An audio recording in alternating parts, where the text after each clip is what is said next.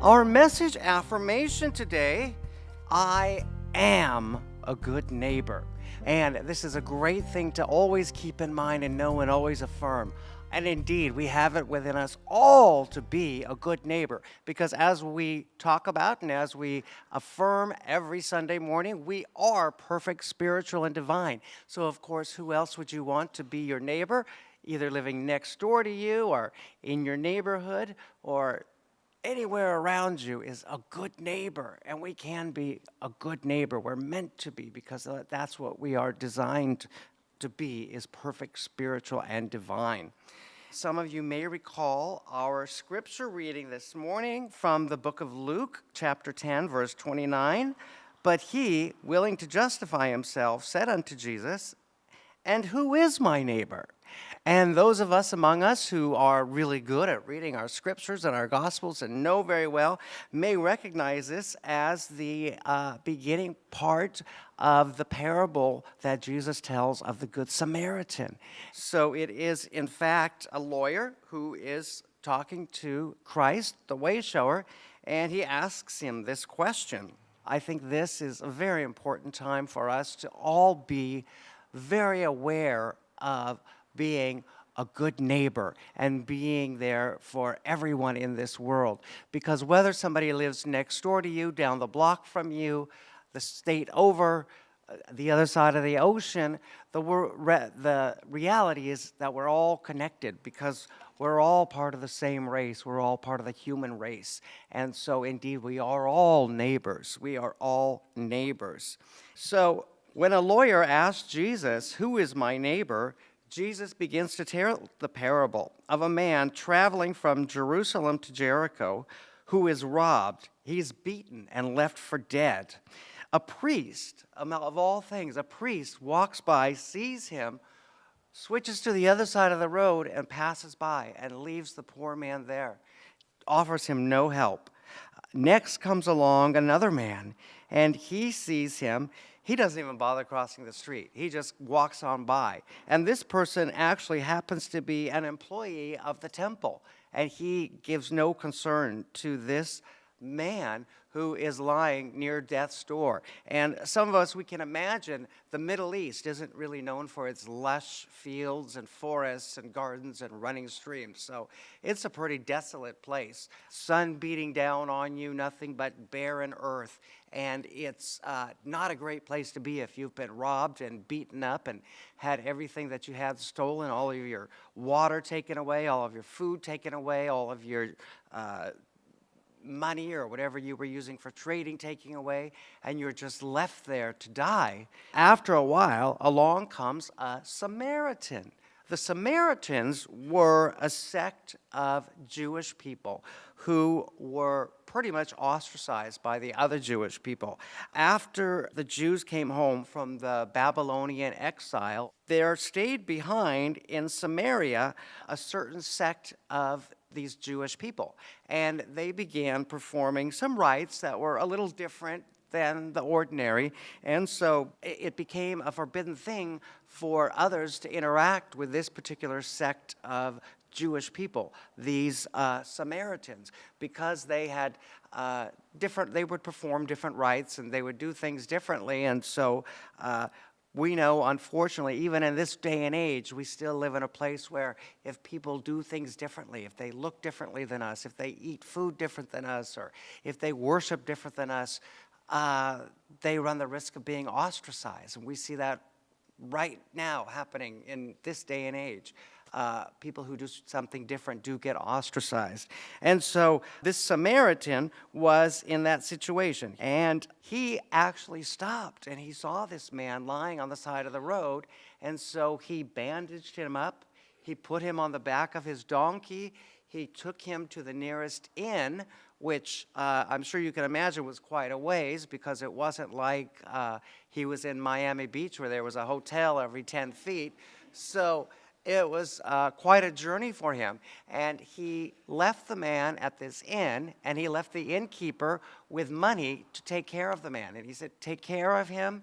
Here's some resources to feed him, to clothe him, to make sure that he comes back to good health. And I'm going to be checking in on him from time to time.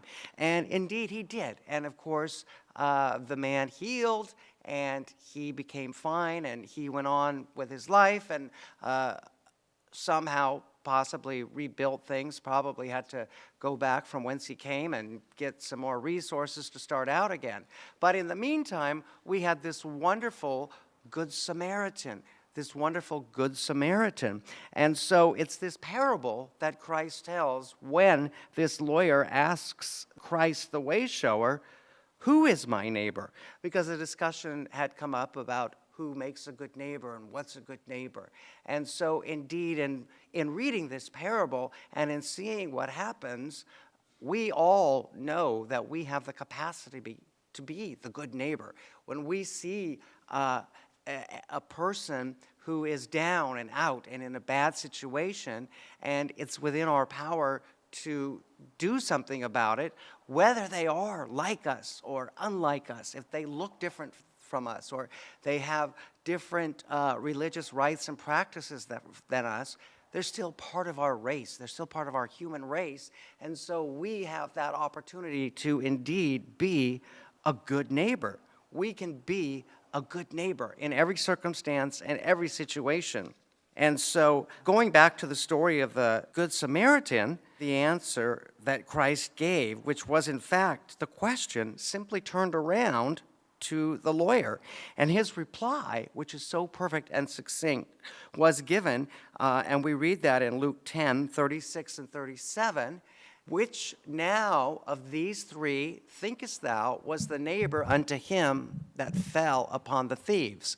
So we know that in this parable that Christ told, there was the priest who crossed the street completely ignoring the situation. There was the temple worker who walked right by, still ignoring the situation. And then, of course, there was the Good Samaritan. So now, having had this parable explained to the lawyer who had asked the question, Christ turned the question around and said, well, now, of these three, who do you think is the best neighbor? And of course, the response is he that showed mercy on him. So the lawyer is now, having heard the parable and seeing how the three different people reacted, he's now can see he that showed mercy unto this poor guy, he is the best neighbor to have. And then Jesus said to him, go and do thou likewise. And so, of course, this is a parable. And so it wasn't meant just for this one lawyer to go out and do likewise. As we know when we read through the Gospels, these are messages for all of us to follow in all of our daily interactions. So it's up to all of us to go and do likewise. Go and do likewise. So when we see our neighbor or a person who isn't our neighbor even, or somebody who's different than us. And of course, this I bring up because this is the greatest challenge that we see now so much in this day and age, is that people who are different than us, people who may not dress like us, or who may not worship like us, or who eat different, or who live different than us, are oftentimes shunned because they aren't like us. And this is what Christ is saying unto all of us, is go forth and do likewise. Be like the Good Samaritan. Be the Good Samaritan in all the things that you do, in all the different circumstances and situations that arise. We have that opportunity to still go forth and be like the Good Samaritan and be the better of the three. And when you see a challenge or situation, and as I've mentioned many times, there's a lot of things that we can do for people that don't necessarily require us reaching into our pocketbook, because we know that that's not always an option. But there's always something we can do. We can always display ourselves as that Good Samaritan, following all of the examples that Christ, the way shower, set during his sparse time here, those 33 years, which weren't very long in terms of a life. he shared more information about how we, as the people who live and occupy this earth, how it is that we can indeed live these lives of great happiness and great health and great prosperity.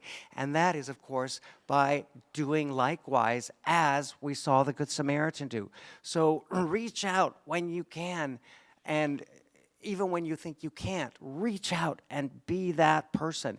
Be the Good Samaritan in every circumstance, in every situation. So the goal this week, as you go forward, and as I mention so frequently, I hope that everybody gets an opportunity, if not daily, at least once a week, to sit and be a little meditative and prayerful. Focus on the goal, which is to be good to those in need. To be good to those in need. Just support, just getting in there and giving good moral support to circumstances or situations. I think I've been mentioning over the last month or so this challenge that I've been going through or walking through, the purchase of my house. And this week, Tuesday or Wednesday, my loan broker called me with a very big surprise and said that the lender doesn't think that I make enough monthly income for the loan. They want another 5% down, which equates to a little over $30,000. And I need to come up with this in a week. And of course, my first mode was a little bit of panic. And then, of course, I sat and I became prayerful. And people around me who didn't have the means, and it wouldn't matter if they had, because a friend did offer me the resources, but it had to come as a gift from a blood relative or earned through my company. It had to be regular revenue, because you can't just have money pop up when you're doing this, because the lender would think it's a loan, and then you can't have a loan on top of a loan on top of a loan. It's complex. But anyways, the moral of this is that there was so much love and support, and it all came through from so many people. So even though they weren't able to help financially, and even if they did have that kind of money, it wouldn't have helped me anyways, because I couldn't have taken it. It wouldn't have mattered. But I was prayerful, and I meditated on it, and it just turned out that that section of the month, our invoices were very high. We did very good in the company, and so we rose to the challenge and met it, and it turned out fine. And I believe, of course, entirely that was Spirit guiding and directing me because of the positive thinking. And I admit, as I just did, for a little while, panic did set in. But I had to get rid of that, because I know, and as we talk about so often, panic and anxiety and woe is me and wringing our hands doesn't really resolve anything. It simply gets us further disconnected from Spirit, when what we need to be is calmly and spiritually connected to Divine Spirit and in a meditative state, and letting our need be known and letting our prayerfulness be known. And so all of that support, all of that emotional support was so welcome that it helped to eliminate and get rid of that initial panic. This wide network around of people that were just there to be emotionally supportive and give those positive, encouraging words. That meant the world to me. And that is such a good, positive thing. So when we think of ways that we can be a good neighbor, it doesn't always have to be financially. There are so many things we can do to be good to those in need. And the good news is that we are created by dynamic design, perfect, spiritual, and divine. It is within our design to be a good neighbor, to be good to all those around us, including those in need. Also, I should have added here, and I want to add, including ourselves. We want to make sure to be good to ourselves. In all things, be good to ourselves. Be emotionally good and supportive of ourselves. We need to be in a good place. We need to be solid and secure and know and accept that indeed we are perfect, spiritual, and divine. And we can share that information with other people. And we can be good to those in need. It is so easy to be good to those in need. Well, let me withdraw that. I know that it isn't always easy. It can be a challenge to be good to those in need. but it is within us. We were created as divine beings, and we are divine, and we have the ability to be good to those in need. Because as our affirmation said, I am a good neighbor. And that's not just to the person to the left of you, the person to the right of you, down the block. That's globally in all things, in all of our things, in all of our thinking. I am a good neighbor.